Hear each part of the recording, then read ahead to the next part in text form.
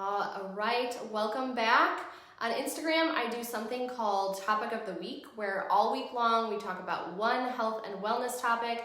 All of my stories, posts, and reels are on this topic, so I thought I would come on here once a week and consolidate all of that information into a video for you guys. This week we are discussing intermittent fasting, so let's begin. The basics. Intermittent fasting isn't about what you eat, but when you eat. Common plans include 16-8, fast for 16 hours a day, eat for 8, 5-2, eat for 5 days a week, fast for 2 or eat normally for 5 days and calorie restrict for 2, 24-hour fasts 1 to 2 times per week, alternate day fasting. Proposed benefits include weight loss, improved metabolism, enhanced brain health, longevity, and autophagy. Autophagy is your cellular cleanup system. It removes damaged cells and cell parts and promotes regeneration. Potential risks include overeating, risk of binging or consuming too many foods during your eating windows, or on the flip side, not eating enough and risking nutrient deficiencies if you're not planning your meals accordingly. It can also trigger disordered eating, which can potentially exacerbate or trigger eating disorders, and it can cause hormonal imbalances, especially for women. Intermittent fasting can negatively impact reproductive hormones, potentially leading to irregular menstrual cycles or fertility issues, especially if you're fasting at all the wrong times in your cycle, which we'll get into. The when of intermittent fasting, so master the clock.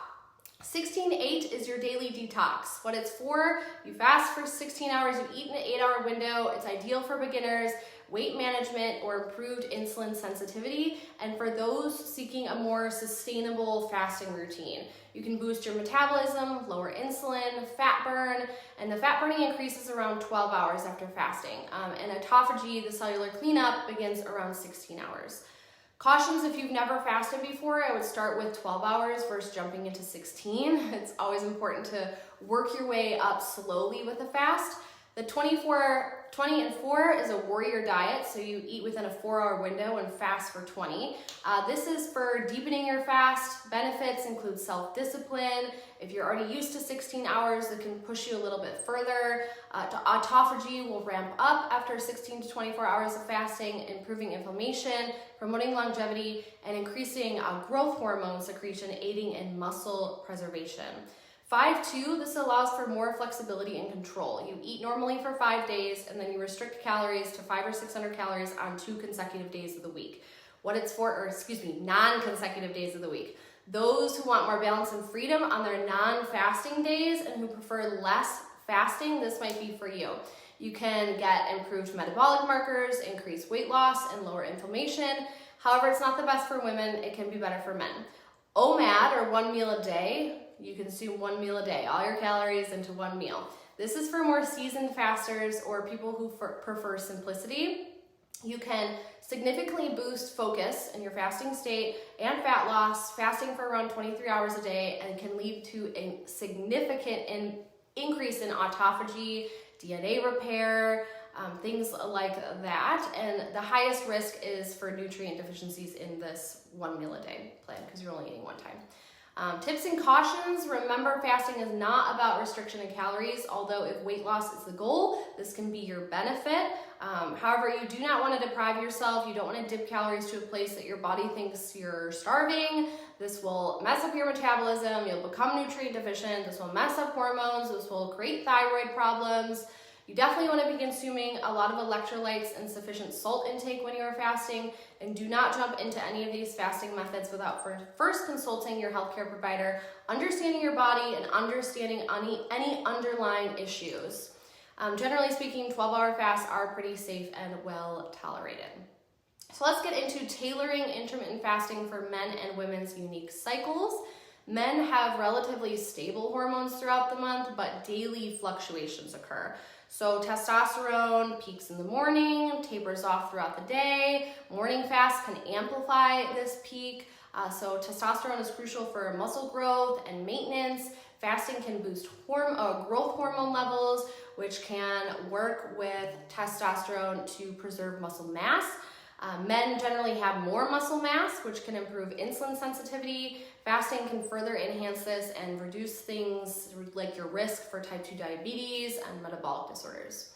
Moderate fasting can potentially improve hormone balance. Excessive fasting or malnutrition can negatively impact sperm quality and reproductive health. So always, fine lines here. Cortisol levels need to be monitored as anybody fasts. This is our stress hormone. If someone has adrenal fatigue or unusually high levels of cortisol at a particular time of the day, this may not be the best time to fast. On the other hand, if cortisol levels are low in the morning or normal in the morning, fasting may encourage the natural rise of cortisol through the cortisol awakening response, and this can regulate hormones such as ghrelin, which is your hunger hormone, talking fast here, and leptin, the satiety hormone, so you're satiated, balance adrenals, and regulate your circadian rhythm. So think better energy and improved sleep. The best way to test cortisol levels and daily fluctuations is through a salivary test. Let's review the menstrual cycle really quick. Phase 1, this overlaps with your follicular phase, so this is days 1 through 7. The first day you bleed is considered day 1. All the hormones are at their lowest level. Phase 2, the rest of the follicular phase, days 7 through 14, hormones, our estrogen slowly rises and peaks, and then we have phase 3, which is ovulation, around day 14. Testosterone is at its highest here. We have LH and we have FSH, which peak to release the egg. Luteal phase is the last half here, day 14 through 28, or however long your cycle is. Hormones first dip and then progesterone ramps up. Phase 1 and 2 are the best times to do longer fasting. Estrogen boosts positivity and allows you to handle stress better. It does not do well with blood sugar or insulin are high, so fasting is a great option here. Right before phase 2 ends and ovulation begins, this is a good time to back off the long fast, but still maintain a 12 to 15 hour fasting window. After ovulation, when hormones take a dip, there's a few days where longer fasts can be beneficial, again, to help with a little brain fog and fatigue, pep you up. And the last part of the menstrual cycle, till you bleed, is the worst time for fasting as progesterone is highest, and this is a calming hormone. So estrogen likes insulin low, progesterone likes insulin a little higher, and doesn't like cortisol levels. So in summary, for men, consider fasting in the early hours when testosterone and cortisol are naturally higher, breaking the fast as these levels decrease. For women, align your fasting with the menstrual cycle, leveraging the follicular phase and ovulation for more rigorous fasting while easing up during the luteal phase. Everyone's cycles are different, so the timeline provided is just a guideline. Tailor it to your body, tailor it to your cycle. You can start by tracking your cycle if you don't know your numbers. Remember to pay attention to cortisol and hormone levels. Knowledge is power, so this is where functional medicine lab testing comes in handy. And if you don't have a menstrual cycle or understanding intermittent fasting for menopause, we'll go into that. So this can improve insulin sensitivity, weight management, enhance mental clarity, improve cardiovascular health, reduce inflammation, balance your hormones, increase autophagy, improve gut health, better eating patterns, improved fat distribution, enhance physical performance potential, cancer risk reduction, and improve your psychological well-being. As estrogen naturally declines post-menopause, estrogen helps regulate your metabolism and your body weight and enhances insulin sensitivity. So which means the body needs less insulin to transport sugar from the bloodstream to the cells. Therefore, when your estrogen falls, when you're going into menopause or when you're in menopause, insulin sensitivity can decrease. This can lead to insulin resistance, leading to higher blood sugar levels. This makes it harder to manage weight and worsens menopausal symptoms such as hot flashes and night sweats. So if you're having some hot flashes and night sweats, that's a cue you need to work on your insulin, work on your glucose. Intermittent fasting promotes periods of lower insulin levels. It improves insulin sensitivity over time, leading to an improved metabolism, stabilized blood sugar, and a reduction in visceral fat. However, after menopause, as the ovaries reduce their production of estrogen and progesterone, the adrenal glands become a more prominent source of your sex hormones. The adrenal glands secrete several hormones, including cortisol, our stress hormone, which we talked about before, and this plays an important role in your metabolism, your stress response, your inflammation, your blood pressure. So while short-term fasting can lead to a temporary increase in cortisol levels, the overall impact of intermittent fasting on adrenal function is way more complex. So Fasting has been found to modulate cortisol production over time by improving insulin sensitivity, regulating blood sugar, promoting autophagy, reducing inflammation, reducing stress, and improving sleep. So there's got to be catch-22 there, but you got to know your body. You got to know your cortisol levels. However, if not managed, intermittent fasting can exacerbate these stress responses and lead to elevated cortisol levels. Again, intermittent fasting has a way with ghrelin and leptin to focus on hunger and satiation, and then also the human growth factor hormone plays a huge role in muscle and bone health, reducing postmenopausal women risk for sarcopenia and osteoporosis. And then also adiponectin, which is produced by adipose tissue. This regulates glucose levels and fatty acid breakdown. Fasting increases this, and this helps reduce cardiovascular risk and metabolic syndrome. And then fasting can also improve thyroid function, which can be beneficial for your metabolism. Things like hair growth, skin health, energy levels. However, again, too much fasting can have a negative impact on the thyroid. So time your fast appropriately. And then timing of fasting in menopause, this definitely varies by the person, lifestyle, health status, goals. Try and align the fast with the circadian rhythm, meaning consuming your calories during daylight hours and then fasting once the sun goes down. This can help leverage natural hormone fluctuations for optimal benefits. And if you're new to fasting, start with that 12 to 13 hour window per day and slowly work up to 16 hours. Adapt this to your lifestyle, manage your stress, stay active. A lower carb, lower glycemic diet is going to be best for postmenopause, with a few days of high carb kind of sprinkled throughout the month there, just to build metabolic flexibility and enjoy your life. You're going to want to monitor sugar levels as well. So normal levels are between 75 to 85, and then returning close to that point 2 hours after you eat. If you are in perimenopause, you have cycles that are shorter or erratic or all over the place. You can follow that fasting regimen that I put together for the menstrual cycles.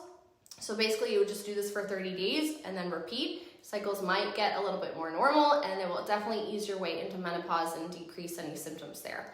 Now, how to break your fast and fasting during exercise. So think gentle things for the gut. Think bone broth, collagen, cooked veggies versus raw, healthy fats, avocado, olive oil, MCT oil, butter, ghee, beef tallow, sheep and goat cheese, grass-fed, full-fat yogurt, high quality sources of protein, 30 to 40 grams. You want to balance your blood sugar, so eat your veggies first, eat your fats and your proteins second, eat your carbs, your fruits last. Tip from the glucose goddess, go follow her, she's great. Example, like you could have 1 scoop of collagen powder in your coffee with a little coconut milk, full fat coconut milk or MCT oil, and then some like steamed bok choy with olive oil and vinegar, and then a 4-ounce grass-fed beef patty with some avocado, some sheep's milk cheese, and a little thing of blueberries. Sounds delicious. Exercising while you're fasted, this can increase fat burning. You're using your fat sources versus your sugar sources once those run out. And you can increase adrenaline with this, which helps improve your metabolism. You can increase metabolic flexibility, train your body to use the fat for fuel versus the sugar, and it also increases growth hormone, which aids in fat loss and muscle preservation. Exercise amplifies the inflammation in the gut a little bit. So if you're fasting while you're exercising, this is gonna preserve this. And if you're working out on full stomach or eating right after you exercise, this can actually, be bad for the gut. You wanna start slow. So if you're not used to doing fasted workouts, start with things like yoga or walking or Pilates. Always stay hydrated, add your electrolytes, and then do workouts at the latter end of your fast so that you can eat somewhere, soon after your workout.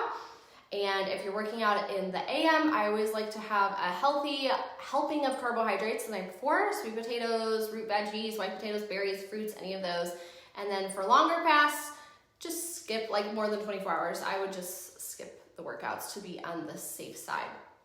But yeah, if you do, I want to touch base back on the gut issue. If you do have things like leaky gut or digestive issues, or you're noticing like you're working out and then you're eating and you're having diarrhea or something, That's because there is some leaky gut happening when you are exercising. Like your body is working on fueling your muscles and fueling circulation through all the limbs. It's not focusing on digesting food or repairing the gut.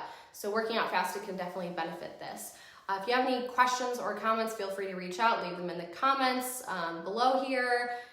Email me, visit my website, follow me on Instagram, do all the right things. Subscribe to this channel if you want to know more information or if you like me. Okay, my name is Dr. Cleo Amelia. I am a doctor of acupuncture and Chinese medicine and a functional medicine practitioner. I have a private practice in Palm Desert. I do online telehealth as well, and I am here for all your health and wellness things, so have a good day.